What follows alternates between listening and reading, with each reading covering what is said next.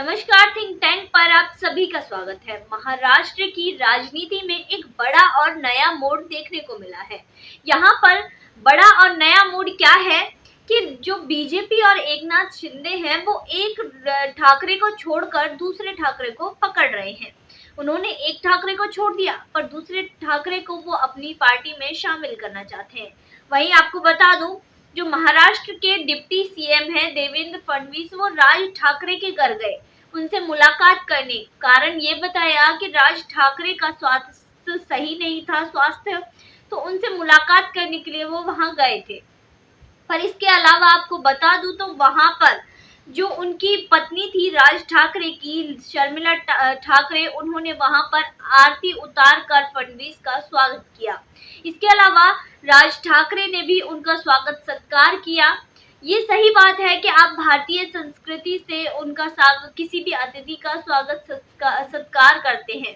पर इसके अलावा जो एकनाथ शिंदे और बीजेपी चाहती है, वो चाहती है कि राज ठाकरे के बेटे को विधानसभा परिषद से वहां पर महाराष्ट्र की राजनीति में लाया जाए। तो ये तो वही बात हुई कि एकनाथ शिंदे ने और बीजेपी सरकार ने एक ठाकरे को छोड़ा तो दूसरे को वो अपनी पार्टी में शामिल करना चाहते हैं। अगर राज ठाकरे का राजनीतिक इतिहास देखा जाए तो वो कोई खास नहीं है, क्योंकि अगर इतिहास की माने तो राज ठाकरे और को ये लगा था कि जो बाला साहब ठाकरे की राजनीतिक विरासत है उनकी होगी, वही उत्तराधिकारी बनेंगे, क्योंकि उद्धव ठाकरे के मुकाबले वो ज्यादा इस विरासत को संभाल सकते हैं। पर बाला साहब ठाकरे ने अपना उत्तराधिकारी घोषित किया जो है उद्धव ठाकरे को। उद्धव ठाकरे इस विरासत को अच्छे से नहीं संभाल पाए।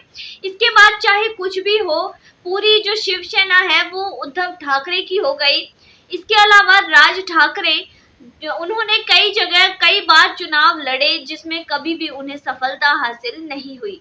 इसके अलावा उन्होंने एक मुद्दा उठाया, जब उद्धव ठाकरे की सरकार थी तो एक विवाद चला था लाउड स्पीकर और हनुमान चालीसा को लेकर। तो इसमें भी हिंदुत्व को आगे बढ़ाते हुए राज ठाकरे आगे बढ़े, जिसमें उनका समर्थन भी किया जा रहा था, पर एकदम से वो पीछे हट गए। वो पीछे क्यों हटे? क्योंकि बीजेपी ने अपना हाथ इस मामले से पीछे ले लिया था। बीजेपी ने इस मामले से अपना हाथ पीछे लिया क्योंकि अगर वो एक उद्धव ठाकरे को, एक ठाकरे को हटाना चाहते हैं तो दूसरा प्रतिद्वंदी इस हिंदुत्व के मुद्दे को लेकर ही क्यों खड़ा किया जाए, वो भी ठाकरे परिवार से ही। इसलिए बीजेपी सरकार ने इस मामले से अपना हाथ खींच लिया, क्योंकि तब ये एकनाथ शिंदे की सरकार नहीं बनी थी बीजेपी के साथ। तब उससे पहले का ये मामला है जहां पर राज ठाकरे ने इसमें अपना पैर जमाना शुरू किया, पर बीजेपी ने अपना हाथ खींच लिया तो राज ठाकरे भी कुछ नहीं कर पाए, क्योंकि बीजेपी के समर्थन में ही उन्हें समर्थन मिल रहा था और जनता भी उनके साथ खड़े होने के लिए तैयार थी। पर जैसे ही बीजेपी सरकार ने अपना हाथ खींचा, उनका सपोर्ट कम हो गया और उन्होंने इस मामले से अपने आप को पीछे हटा लिया। ये जो हिंदुत्व का मामला था, इसी से उद्धव ठाकरे पीछे हट गए थे, क्योंकि बाला साहब ठाकरे हमेशा हिंदुत्व को सर्वप्रथम मानकर ही आगे बढ़े हैं। वहीं इस रास्ते से उद्धव ठाकरे भटक गए थे। इसलिए आज यह स्थिति है कि इसी को एकनाथ शिंदे ने अपना हथियार बनाया और इसी के लिए लड़े कि उद्धव ठाकरे हिंदुत्व से हट गए हैं और एकनाथ शिंदे हिंदुत्व को लेकर आगे बढ़े। तभी उन्होंने जो शिवसेना है उसको हथियाने में वो कामयाब रहे। आज स्थिति ये है कि 55 विधायकों में से 41 विधायक जो है एकनाथ शिंदे के साथ है। तो यही हुआ महाराष्ट्र में। पर अब सवाल ये है कि अगर एकनाथ शिंदे जो ठाकरे की संपत्ति है, ठाकरे परिवार का एक चिन्ह है कि जो ठाकरे परिवार है उसको लेकर अगर आगे बढ़ते, वो राज ठाकरे के पास जाते तो बात समझ में भी आती। पर इसके अलावा बीजेपी का जाना राज ठाकरे के पास ये कुछ समझ में नहीं आया, क्योंकि बीजेपी और ठाकरे परिवार ने, राज ठाकरे ने हमेशा ही आपस में दूरी बनाए रखी है, हमेशा ही ये दूर रहे हैं। पर इसके बावजूद बीजेपी का वहां जाना राज ठाकरे के पास ये कुछ समझ नहीं आया। अगर राज ठाकरे की छवि देखें तो राज ठाकरे की छवि हमेशा ही उत्तर भारत विरोधी रही है। वह उत्तर भारत के लोगों, वहां की संस्कृति, हमेशा ही इसके विरोध में ही काम करते आए हैं और इसके विरोधी ही उनकी छवि रही है। जो राज ठाकरे हैं उनके वो अपने जो जीवन में इतना भी नहीं कर पाए जितना कि एकनाथ शिंदे ने कर लिया। उनके पास ठाकरे नाम था, ठाकरे परिवार का एक सिंबल था, तब भी वह इतनी कामयाबी हासिल नहीं कर पाए। ना तो बाला साहब ठाकरे के रहते, ना ही उनके जाने के बाद वो इतनी कामयाबी नहीं कर पाए। तो इस समय ये समझ नहीं आता कि जो बीजेपी सरकार है उसके लिए राज ठाकरे का क्या महत्व है, वो क्यों उससे साठगांठ करना चाहते हैं। क्योंकि बीजेपी के साथ कभी भी राज ठाकरे के अच्छे संबंध नहीं रहे, कभी नरमा गर्मी रही, कभी वो खुद प्रधानमंत्री के बारे में बुरा बोलते हैं, कभी वो सही बोलते हैं, तो उनके बारे में ऐसी टिप्पणियां करते रहते हैं। फिर भी बीजेपी सरकार ने एक जो है साइन दिया है, एक वो दिया है कि वो राज ठाकरे के साथ अपने जो साठगांठ करना चाहते हैं, राज ठाकरे को अपनी पार्टी में मिलाना चाहते हैं।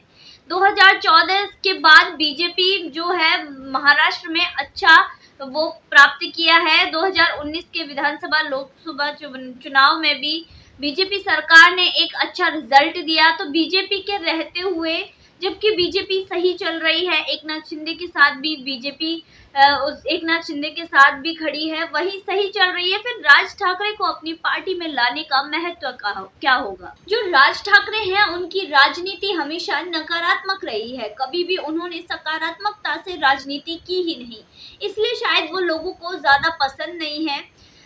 एक मुद्दा उन्होंने उठाया था हनुमान चालीसा का लाउड स्पीकर का, पर बीजेपी के हाथ पीछे खींचने से वो भी पीछे हट गए। वो इतना भी खड़ा नहीं रह पाए जितना कि नवनीत राणा इंडिविजुअल होते हुए भी पति पत्नी दोनों साथ में खड़े रहे, इतना भी वो नहीं रह पाए और उन्होंने अपने हाथ पीछे रख लिए सिर्फ एक विधायक के लिए। क्योंकि जो राज ठाकरे हैं उनकी पार्टी का सिर्फ एक विधायक जीता है, उसको मंत्री बनाने के लिए बीजेपी का ये संकेत देना कि वो उसको अपनी पार्टी में लाना चाहते हैं, तो ये राजनीति कुछ समझ नहीं आई। हाँ, पर्सनल संबंध हो सकते हैं देवेंद्र फडणवीस के, वो जा सकते हैं उनसे मिलने, बातचीत करने अगर वो बीमार हैं, पर इसका संकेत देना कि वो उनके विधायक को अपनी पार्टी में लाना चाहते हैं, ये कुछ समझ नहीं आया। क्योंकि बीजेपी और एकनाथ शिंदे के पास पहले से ही बहुत ही भारी बहुमत है, बहुत ही भारी बहुमत में उनके विधायक जीते हैं। फिर भी जो राज ठाकरे है उसको, उसके एकमात्र नेता को अपनी पार्टी में लाना, ये बात कुछ समझ नहीं आई। तो इसी चीज से जो नकारात्मकता राज ठाकरे की रही है, वो नकारात्मकता लोगों के दिलो दिमाग में बैठी हुई है। वो राज ठाकरे के लिए नकारात्मकता ही सोचते हैं और ऐसे में जो महाराष्ट्र सरकार है उसमें नकारात्मकता अपने अंदर शामिल करना, यानी कि राज ठाकरे की पार्टी से किसी को अपनी पार्टी में लाना, ये बीजेपी के लिए भी सही नहीं होगा। तो राज ठाकरे को अपनी पार्टी में शामिल करना अपनी पार्टी को कमजोर करने जैसा है, क्योंकि राज ठाकरे के साथ भी ठाकरे सरनेम जुड़ा हुआ है। तो इससे शिवसेना यानी कि एकनाथ शिंदे की शिवसेना को यही लगेगा कि ठाकरे परिवार का सिंबल हमारे साथ है, हम जिसको अपने पास से हटाना चाहते थे वही हमारे साथ हो गया है। उद्धव सरकार को यानी कि उद्धव ठाकरे को पूरी तरह ध्वस्त करने के चक्कर में दूसरे ठाकरे को अपनी पार्टी में शामिल करना, ये कुछ समझ में नहीं आया।